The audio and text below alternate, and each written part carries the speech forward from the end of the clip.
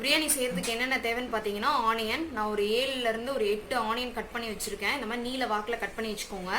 அதுக்கப்புறம் தக்காளி பார்த்தீங்கன்னா ஒரு 5 தக்காளி நான் கட் பண்ணி வச்சுருக்கேன். அப்புறம் ஒரு கட்டு புதினா, கொஞ்சம் இஞ்சி பூண்டு பேஸ்ட்டு, தேவைக்கேற்ப உப்பு, கொஞ்சம் நெய், வெறும் மிளகாத்தூள், பட்டை மிளகாத்தூள்னு சொல்லுவாங்க இல்லையா அது, அப்புறம் ஒரு 7லேருந்து 8 பச்சை மிளகா. சிக்கனை பார்த்தீங்கன்னா சிக்கனை நல்லா வாஷ் பண்ணிவிட்டு மஞ்சத்தூள் போட்டு அதில் வெறும் மிளகாத்தூள், கொஞ்சம் தயிர், இஞ்சி பூண்டு பேஸ்ட்டு, அதுக்கப்புறம் சால்ட் போட்டு மிக்ஸ் பண்ணி வச்சுருக்கேன். இது ஒரு ½ அன் ஹவர் ஊறணும். நான் ஊற வச்சுருக்கேன். இது 1 கிலோ அரிசி நான் ஊற வச்சுருக்கேன். ஒரு 45 மினிட்ஸ் நான் ஊற வச்சுருக்கேன். அப்புறம் கொத்தமல்லி, இதில் பார்த்தீங்கன்னா ஒரு 7லேருந்து ஒரு 8 கிராம்பு, 3 நட்சத்திர சோம்பு, அதுக்கப்புறம் பட்டை. இந்த மாதிரி பட்டை எடுத்துக்கோங்க, கெட்டியாக இருக்க பட்டை எடுத்துக்காதீங்க, இந்த மாதிரி பட்டை எடுத்துக்கோங்க. அப்புறம் ஒரு 8 ஏலக்காய். ஸோ இதை எப்படி செய்யலான்றத வாங்க பார்க்கலாம். ஸோ அடுப்பு பற்ற வச்சுக்கிறேன். இந்த மாதிரி ஒரு பாத்திரம் வச்சுருக்கேன். ஆக்சுவலி நான் குக்கரில் பண்ணல, இந்த மாதிரி ஒரு டவரால் தான் நான் பண்ணுறேன். ஸோ இது தம் பிரியாணின்றனால. ஸோ பாத்திரம் கொஞ்சம் ஹீட் ஆகட்டும். பாத்திரம் ஹீட் ஆகிடுச்சு. இதில் கொஞ்சம் நான் எண்ணெய் ஊற்றிக்கிறேன்.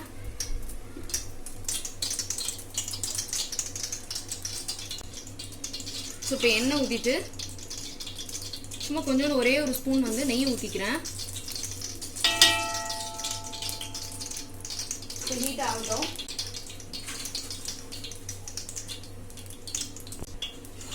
ஸோ இப்போ நான் ஆல்ரெடி எடுத்துருக்கேன் இல்லையா, ஒரு 3 நட்சத்திர சோம்பு அது போட்டுக்கிறேன். அப்புறம் கொஞ்சம் பட்டை, அப்புறம் ஏலக்காய், அப்புறம் கிராம்பு. ஸோ இது போட்டாச்சு.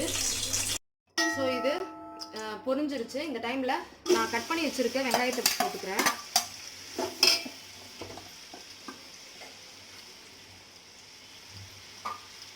ஸோ பிரியாணியில் பார்த்தீங்கன்னா மெயின் விஷயம் பார்த்தீங்கன்னா வெங்காயம் வதங்கிறது தான். ஸ்பீடில் வச்சு எப்பவுமே வதக்கக்கூடாது. சிம்மில் வச்சு வதக்குங்க. சிம்மில் கூட தேவையில்ல, மீடியம் சிம்மில் வச்சு வதக்குங்க.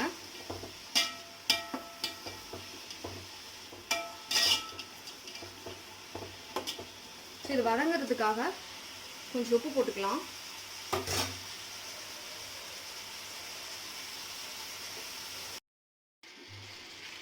வெங்காயம் வதங்குற அளவுக்கு மட்டும் இப்போதைக்கு உப்பு போட்டுக்கலாம். கிண்டி விட்டுக்கோங்க.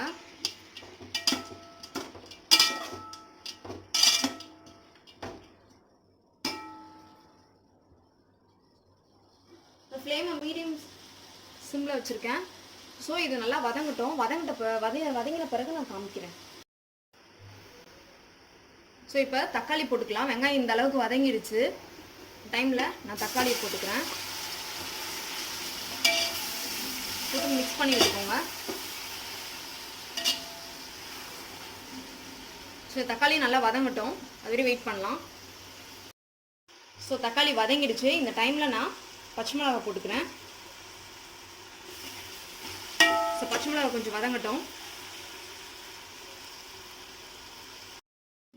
ஸோ இப்போ புதினா போட்டுக்கலாம். புதினா போட்டு புதினாவும் கொஞ்சம் வதங்கணும். ஸோ தக்காளி, பச்சை மிளகாய், புதினா எல்லாமே வதங்கிடுச்சு. ஸோ இந்த டைமில் நான் சிக்கன் போட்டுக்கிறேன். இந்த சிக்கனில் ஆல்ரெடி நான் சொன்னேன் தயிர், இஞ்சி பூண்டு பேஸ்ட், வெறும் மிளகாத்தூள், பட்டை மிளகாத்தூள்னு சொல்லுவாங்க இல்லையா அது, அப்புறம் உப்பு, இதை போட்டு ஒரு ½ அன் ஹவர் ஊற வச்சுருக்கேன். ஸோ இதை இப்போ ஆட் பண்ணிக்கலாம். ஆட் பண்ணிவிட்டு மிக்ஸ் பண்ணி விட்டுருங்க.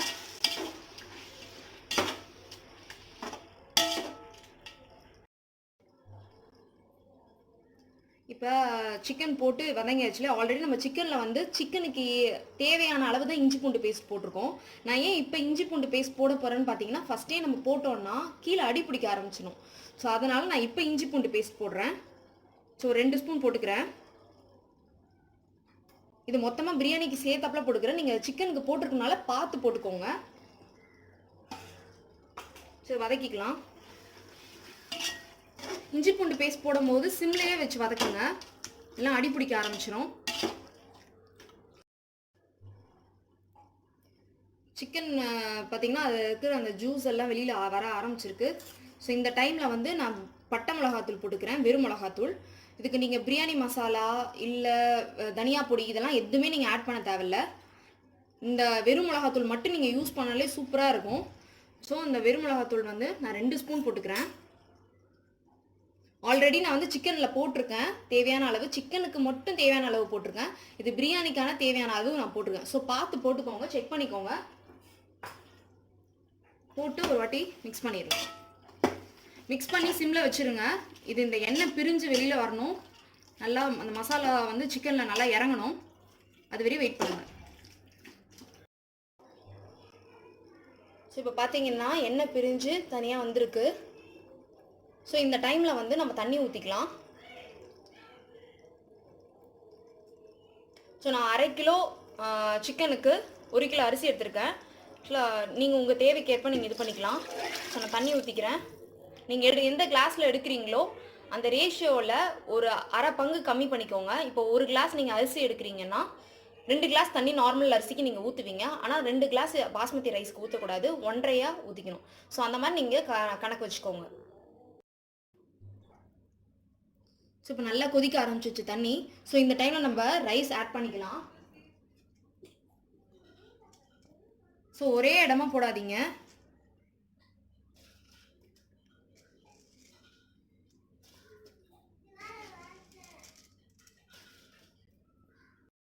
ஸோ இப்போ ரைஸ் ஆட் பண்ணியாச்சு.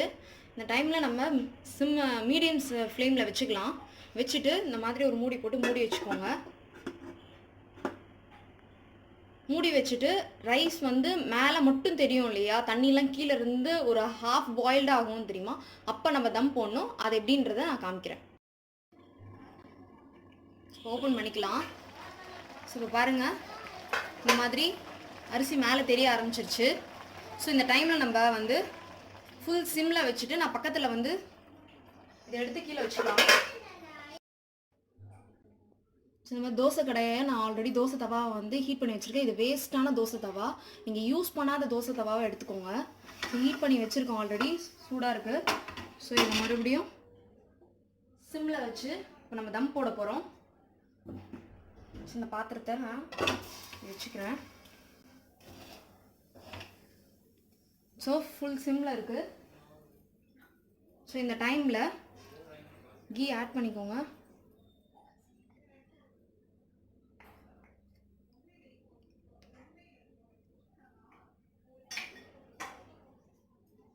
கொஞ்சம் கொத்தமல்லி தூவிக்கலாம்.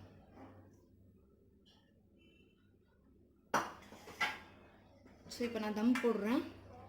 இந்த மாதிரி வெளியில் காற்று வராதபடிக்கு ஒரு பிளேட்டை வச்சு மூடிக்கோங்க. நீங்கள் டபராவில் செய்கிறீங்கன்னா அதுக்கேற்ற மாதிரி பிளேட்டை வச்சு மூடிக்கோங்க. க்ளோஸ் பண்ணிவிட்டு ஒரு 20 மினிட்ஸ் அப்படியே தம்மில் விடுங்க. 20 மினிட்ஸ் கழிச்சு எப்படி இருக்குன்னு பார்ப்போம்.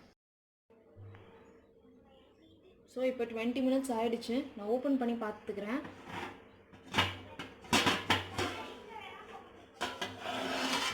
ஸோ பாருங்கள், நல்லா குக்காக இருக்குது. ஸோ செக் பண்ணி பார்க்கணுன்னா இந்த மாதிரி ஓரமாக கரண்டி விட்டு பாருங்கள். ஸோ நல்லா பாருங்கள், நல்லா உதிரியாக வந்திருக்கு பாருங்கள். நடுவில் கரண்டியை போடாதீங்க பாருங்க. ஸோ இதை எப்படி சர்வ் பண்ணுறதுன்னு நான் காமிக்கிறேன். ஸோ பிரியாணி ரெடி ஆகிடுச்சு பாருங்கள். நான் பிரியாணியோட ரைத்தா எக் வச்சுருக்கேன். ஸோ இதே மாதிரி நீங்கள் ட்ரை பண்ணி பாருங்கள். ட்ரை பண்ணிவிட்டு உங்கள் ஃப்ரெண்ட்ஸ்க்கும் ஷேர் பண்ணுங்கள்.